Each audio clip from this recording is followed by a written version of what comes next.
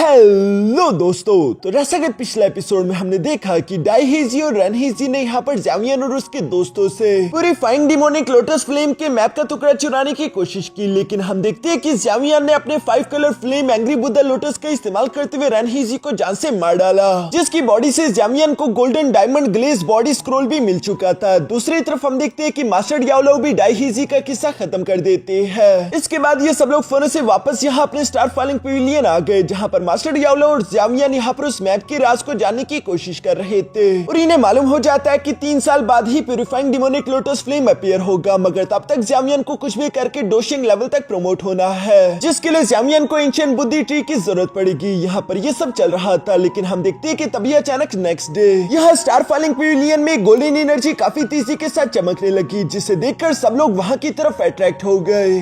अब आगे तो नेक्स्ट एपिसोड की शुरुआत यहाँ पर बिल्कुल उसी सीन से शुरू होती है, जहाँ पर उस फियर्स गोल्डन एनर्जी को देखकर स्टार फॉलिंग पेविलियन के सारे एल्डर्स वहाँ पर इकट्ठा हो गए। इवन के master Yao Lao, queen Medusa, poison girl और मिस किनलिन भी वहाँ पर आ जाती है, जो कि सबके सभी उस गोल्डन एनर्जी की तरफ काफी ज्यादा हैरानगी के साथ देख रहे थे, जिस गोल्डन एनर्जी के अंदर हम लोगों को एक बहुत बड़ी जायंट बॉडी देखने को मिली और उस जायंट बॉडी के अंदर से निकलने वाली एनर्जी बहुत ही ज्यादा पावरफुल थी, जिसे तो एल्डर्स काफी मुश्किल के साथ ब्लॉक कर रहे थे। और वो मास्टर याओलो से सवाल करते हुए पूछते हैं कि मास्टर आखिर ये है क्या। मास्टर याओलो दूसरी तरफ उस बॉडी की तरफ देखते हुए मुस्कुराकर कहते हैं कि ये तुम्हारे यंग मास्टर ज़ावियन है, जो कि golden diamond glaze body technique को सीख रहा था। इसे किंग कॉन्ग बॉडी टेक्निक के नाम से भी जाना जाता है, जिस टेक्निक में ज़ावियन अपने आसपास एक जायंट सी बॉडी क्रिएट कर पाएगा। ये बॉडी ऐसी मेटल की बनी होगी जिसे कोई भी पेनिट्रेट नहीं कर सकता। इवन के मास्टर याओलो को भी ये बॉडी काफी ज्यादा यूनिक दिखाई दे रही थी। तभी अचानक हम देखते हैं कि ज़ावियन ने जोर जोर से चिल्लाना शुरू कर दिया था, जिसकी वजह से उसकी बॉडी से और भी सारा पावरफुल एनर्जी अनलीश होने लगी।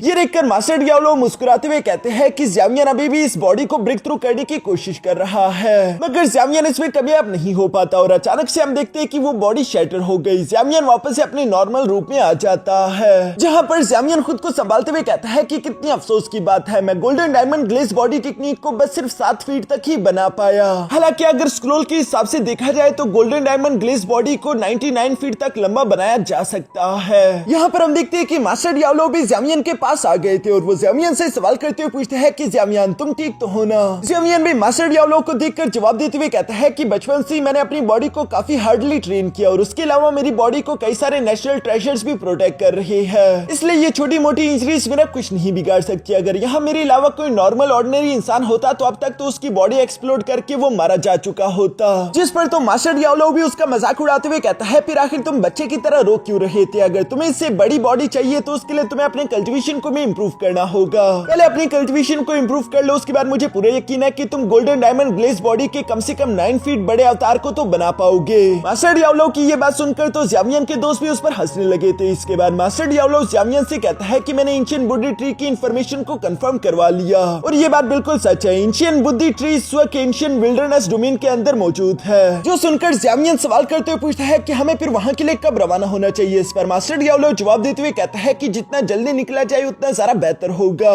क्योंकि जब पिछले कुछ दिनों से तुम golden diamond glaze body technique को प्रैक्टिस करने की कोशिश कर रही थी तो उस दौरान एंशिएंट विल्डरनेस डोमेन के अंदर कई सारे पावरफुल लोग चले गए। मास्टर याओलो की ये बात सुनकर तो ज़ावियन समझ गया था कि फिर तो उसे अभी के अभी यहाँ से निकलना होगा, मगर क्वीन मेडुसा ज़ावियन को अकेले जाने नहीं देने वाली, इसलिए वो ज़ावियन से कहती है कि मैं भी तुम्हारे साथ चलूंगी, जबकि पॉइजन गर्ल भी ज़ावियन से कह रही थी कि और मैं भी तुम्हारे साथ आने वाली हूँ। इवन की मिस किनलिन भी ज़ावियन से कहती है कि मैं भी तुम्हारे साथ आना चाहूंगी। जो सब सुनकर तो मास्टर याओलो मुस्कुराने लगे और वो पीछे की तरफ पलटकर मास्टर टियानहाउ से कहते हैं कि टियानहाउ मुझे लगता है कि तुम्हें स्टार फॉलिंग पेविलियन में हमारे साथ यहीं पर रुक जाना चाहिए, क्योंकि ज़ावियन के साथ उसके दोस्त तो मौजूद ही होंगे। इस पर मास्टर टियानहाउ भी जवाब देते हुए कहता है कि हाँ आपने सही कहा, वैसे भी अब मैं बूढ़ा हो चुका हूँ और मेरी बूढ़ी हड्डियों को थोड़ा आराम चाहिए, शायद मैं यहाँ पर कोई लेवल भी ब्रेक थ्रू कर लूँ। ये सब सुनते हुए मास्टर याओलो ज़ावियन की तरफ पलटते हुए कहते हैं कि ज़ावियन फिर इस ऑपरेशन को तुम्हें खुद ही हैंडल करना होगा और अगर रास्ते में तुम्हारा सामना किसी बड़ी मुश्किल से हो जाए जिससे तुम निपट ना पा रहे हो तो ये स्पेस जेट स्लिप अपने पास रख लो और इसे क्रश कर देना। इसे क्रश करते ही जितनी जल्दी हो सके मैं वहां पर आ जाऊंगा। ज़ावियन भी उनकी बात सुनते हुए जेट स्लिप को अपने पास रख लेता है। इसके बाद मास्टर याओलो ज़ावियन को वार्न करते हुए बताता है कि एंशिएंट बुद्धि ट्री काफी सारा इंपॉर्टेंट ट्रेजर है, इसलिए वहां पर कई सारे पावरफुल हाउसेस मौजूद होंगे जो कि इस ट्रेजर को हासिल करने के लिए किसी भी हद तक जाने के लिए तैयार होंगे। इसलिए ज़ावियन अपना ख्याल रखना, तुम्हारे लिए भी ये ट्रेजर उतना ही ज्यादा कीमती और इंपॉर्टेंट इम्पोर्टेंट है। मास्टर डियाब्लो की ये सारी नसीहतें सुनकर ज़ावियन हमें सर हिलाते हुए कहता है कि फिक्र ना करे मास्टर, मैं अपना ख्याल रखूंगा। इसके बाद नेक्स्ट सीन हम लोगों को एंशिएंट विल्डरनेस डोमेन का दिखाया जाता है, जहां पर हम देखते हैं कि कई सारे वॉरियर तेजी के साथ यहाँ एंशिएंट विल्डरनेस डोमेन के अंदर की तरफ इंटर होते जा रहे थे, जहां वो सारे के सारे वॉरियर ही जोश में पागल हो चुके थे। वो लोग बातें करते हुए कह रहे थे कि एंशिएंट बुद्धि ट्री मैं आ रहा हूँ। दूसरा बंदा कहता है कि वो ट्रेजर तो मेरा ही होगा। तीसरा बंदा कहता है जो बंदा वहां पर पहले पहुंचेगा ट्रेजर उसका होगा। चौथा बंदा कह रहा था कि इस बात से कोई फर्क नहीं पड़ता कि किसे वो ट्रेजर मिलता है, जिसे भी वो ट्रेजर मिलेगा मैं उसे जान से मार डालूंगा और वो ट्रेजर छीन लूंगा। यहाँ पर ये लोग इसी तरह पागलों की तरह बातें करते हुए तीसरी से आगे की तरफ बढ़ते जा रहे थे। नीचे की तरफ से क्वीन मेडुसा और उसके दोस्त भी ये सब होता हुआ देख रहे थे, जहाँ पर क्वीन मेडुसा कहती है कि एंशिएंट बुद्धि ट्री के लालच ने तो इन सब लोगों को अंधा और पागल बना दिया है। मुझे तो लगता है कि एंशिएंट बुद्धि ट्री को हासिल करने से पहले ही ये लोग एक दूसरे की जान ले लेंगे। तभी अचानक ज़ावियन भी वहां पर आ गया, जो कि क्वीन मेडुसा से कहने लगा कि अगर ये लोग जल्दबाजी करते हुए हम लोगों से पहले जाना चाहते हैं तो कोई फर्क नहीं पड़ता,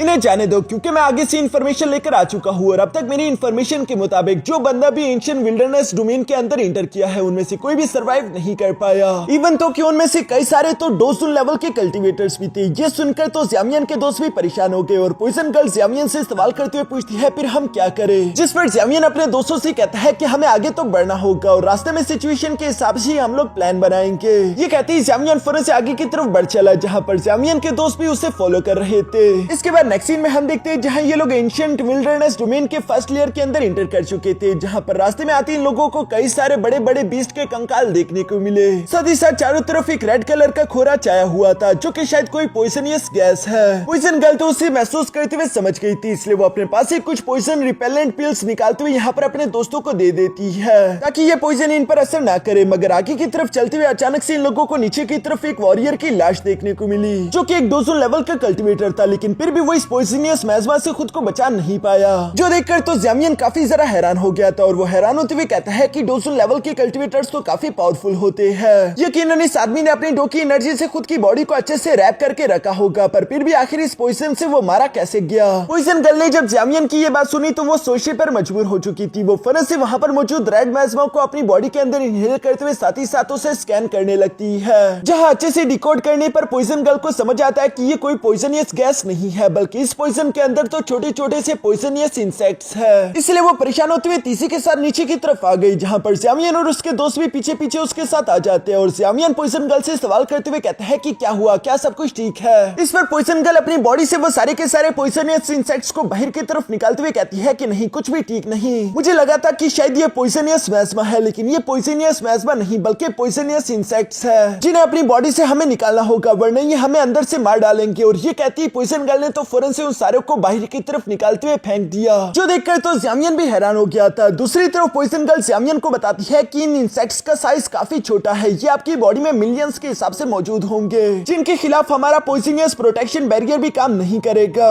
इनसे बचने का बस सिर्फ एक ही तरीका है कि इन पॉइजनियस इंसेक्ट को जान से मार दिया जाए, वरना ये तुम्हारी बॉडी को धीरे धीरे से अंदर से मारते हुए तुम्हें जान से मार डालेंगे। जो सुनकर क्वीन मेडुसा और किनलिन तो काफी ज्यादा परेशान हो जाते हैं, मगर दूसरी तरफ हम देखते हैं कि ज़ावियन ने फौरन से अपनी हेवनली फ्लेम को एक्टिवेट कर दिया और वो इसी हेवनली फ्लेम का इस्तेमाल करते हुए अपनी बॉडी के अंदर जितने भी पॉइजनियस इंसेक्ट्स थे उन्हें जलाकर राख कर देता है। इसके बाद वो किनलिन और क्वीन मेडुसा के पास भी आते हुए कहता है कि फिक्र मत करो, मैं तुम दोनों की भी मदद करता हूँ। ये कहते ही ज़ावियन ने एक बार फिर से अपनी हेवनली फ्लेम को एक्टिवेट करते हुए यहाँ पर मिस किनलिन और साथ ही साथ क्वीन मेडुसा की बॉडी से भी उन पॉइजनियस इंसेक्ट्स को मारना शुरू कर दिया था, जिनकी आवाजें हमें बाहर तक सुनाई दे रही थी। और हम देखते हैं कि थोड़ी देर बाद उनकी बॉडी भी उन पॉइजनियस इंसेक्ट्स से साफ हो गई, जो देखकर तो पॉइजन गर्ल भी काफी ज्यादा खुश हो जाती है। इसके बाद ज़ावियन ने फौरन से अपनी हेवनली फ्लेम का इस्तेमाल करते हुए यहाँ पर खुद के और अपने दोस्तों के आसपास एक बैरियर क्रिएट कर दिया, जहाँ ज़ावियन अपने दोस्तों से कह रहा था कि मेरी हेवनली फ्लेम के रेंज के अंदर ही रहना, तब तक ये पॉइजनियस इंसेक्ट तुम्हें कुछ नहीं कहेंगे। और चूंकि पॉइजन गर्ल उन पॉइजनियस इंसेक्ट्स को देख पा रही थी, इसलिए वो ज़ावियन को बताती है कि हाँ तुमने बिल्कुल सही कहा, ये पॉइजनियस इंसेक्ट तुम्हारी हेवनली फ्लेम से काफी ज्यादा डर रहे हैं। जिस पर ज़ावियन जवाब देते हुए कहता है कि ज्यादातर पॉइजनियस इंसेक्ट कोल्ड नेचर के होते हैं, इसी वजह से वो फ्लेम से काफी ज्यादा घबराते हैं और ये उनका जानी दुश्मन है। चलो अब हमें और ज्यादा समय ना जाया करते हुए आगे की तरफ बढ़ना चाहिए। ये कहते ही ज़ावियन अपने दोस्तों को लेकर फौरन से आगे की तरफ बढ़ने लगा। यहाँ कुछ देर तक ये लोग इसी तरह से सफर तय करते रहे और रास्ते में इन लोगों के सामने जो भी बीस्ट आता है ये उसे जान से मारकर उसका एनर्जी पिल अपने पास रख लेते। इसी तरह करते करते आखिरकार ये लोग एंशिएंट विल्डरनेस डोमेन के बिल्कुल सेंटर में पहुंच जाते हैं, जहाँ पर ज़ावियन ने अपनी शील्ड को डीएक्टिवेट कर दिया और साथ ही साथ वो एंशिएंट बुद्धि ट्री के सीड को बाहर की तरफ निकाल लेता है ताकि वो इसका इस्तेमाल करते हुए एंशिएंट बुद्धि ट्री की एग्जैक्ट लोकेशन को ढूंढ सके।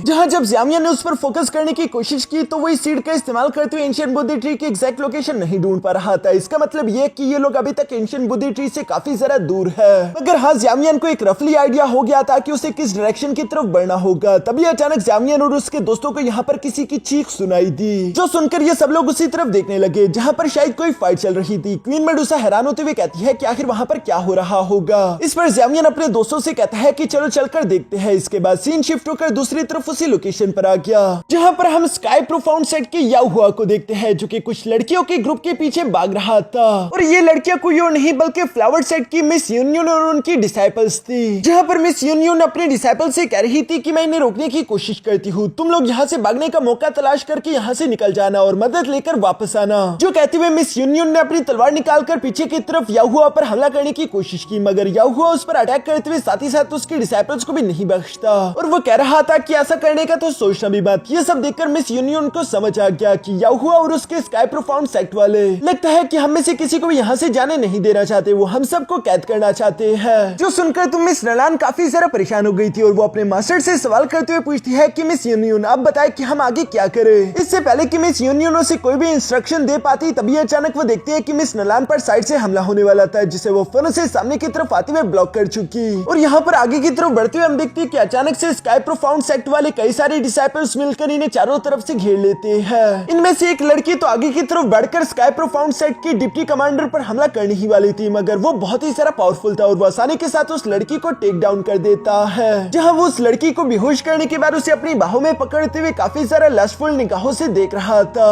पीछे की तरफ अब इन लोगों के पास भी जाने के लिए कोई रास्ता नहीं बचा था, इसलिए स्काई प्रोफाउंड का डिप्टी चीफ इन लोगों से कहता है कि मैं हूँ Liu Kang, sect master union. अब जेट पर आने का कोई फायदा नहीं, यहाँ से तुम में से कोई भी बच नहीं सकता, इसलिए बेहतर यह है कि तुम अपने डिसाइपल्स के साथ मिलकर मुझे सर्व करो। ये सब कहते हुए वो अपनी बाहों में मौजूद उस लड़की को भी किस करने वाला था। तभी अचानक मिस नलान उस पर स्लैश अटैक करते हुए कहती है कि बेशरम इंसान। बेशरम वर्ड सुनकर तो मास्टर लियू कैंग को मजा आ रहा था। वो जोर जोर से हंसते हुए कहता है कि ये कितना मजेदार लफ्ज है। सोचो अगर मैं बेशरम ना होता तो अब तक तुम क्या जिंदा भी होती, मैं तो तुम सबको जान से मार चुका होता। मगर चूंकि मैं बेशरम हूँ इसलिए मैं तुम सबको अपनी कॉन्कोबाइंस बनाना चाहता हूँ, इसलिए हार मान लो, तुम लोग पहले ही हार चुकी हो। ये सुनकर मिस यूनियन जवाब देते हुए कहती है कि तुम स्काई प्रोफाउंड सेक्ट वालों के पास कोई भी शर्म या लिहाज नहीं है। तुम लोग इतने बड़े कमीने हो कि तुम जानते रहे कि अगर तुम लोगों ने हमसे वैसी ही फाइट की तो तुम हमसे नहीं जीत सकते। इसलिए जब हम कुछ बीस के साथ फाइट कर रहे थे और हमारे फ्लावर सेक्ट के ऑलरेडी कई सारे एल्डर्स जान से मारे गए थे, तो तुम लोगों ने भी उसी कमजोरी के मौके का फायदा उठाकर हम पर पीठ पीछे हमला कर दिया।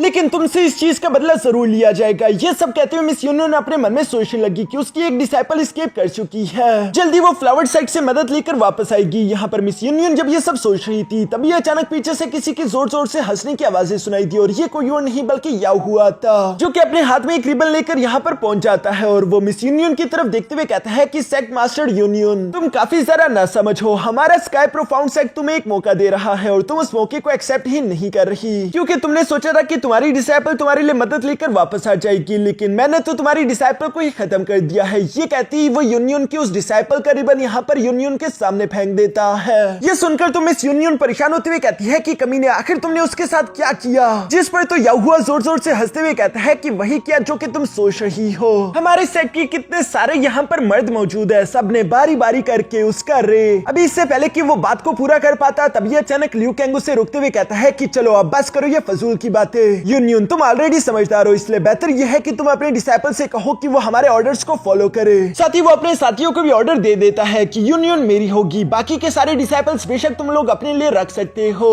अपने डिप्टी चीफ की ये बात सुनकर उन सब लोगों ने धीरे धीरे से यहाँ पर उन लड़कियों की तरफ बढ़ना शुरू कर दिया था, जहाँ उन सबकी आंखों में हैवानियत साफ साफ दिखाई दे रही थी। यूनियन यहाँ पर मिस नलान से कहती है कि मैं उनसे फाइट करते हुए उनका रास्ता ब्लॉक करने की कोशिश करूंगी, तुम मौका निकालते हुए यहाँ से भाग जाना और मेरी फिक्र मत करो। बेशक मैं फ्लावर सेक्ट की सेक्ट लीडर हूँ, इसलिए मैं अपनी इज्जत पर आंच आने नहीं दे सकती। मैं खुद को तो सेल्फ डिस्ट्रैक्ट करूंगी, लेकिन अपने साथ साथ इस डिप्टी चीफ को भी लेकर मरूंगी। ये सब कहते हुए मिस यूनियन ने अपने डिसाइपल्स को ऑर्डर दे दिया था कि ये मेरा ऑर्डर है, तुम लोग मिस नलान को फॉलो करते हुए यहाँ से निकलोगे, जबकि मैं तुम लोगों को कवर करूंगी। लेकिन मिस नलान मिस यूनियन के ऑर्डर को नकारते हुए कहती है कि आपकी ये डिसाइपल आपकी इस ऑर्डर को रिजेक्ट करती है। अगर मैं जीऊंगी तो आपके साथ और अगर मरूंगी भी तो आपके साथ। जो कहती मिस नलान ने आगे की तरफ बढ़ते हुए फाइट करना शुरू कर दिया और मिस नलान को देखकर बाकी की डिसाइपल्स भी बिल्कुल सेम बात करती है कि जीना मरना सेक्ट लीडर के साथ ही होगा। और ये कहती उन सब सब लोगों ने यहाँ पर यूनियन के साथ रुकते ही फाइट करना शुरू कर दिया, जो देखकर मिस यूनियन को बेशक अच्छा तो लग रहा था, लेकिन साथ ही साथ वो कहती है कि उफ मैं क्या करूँ इन नासमझ बच्चियों का।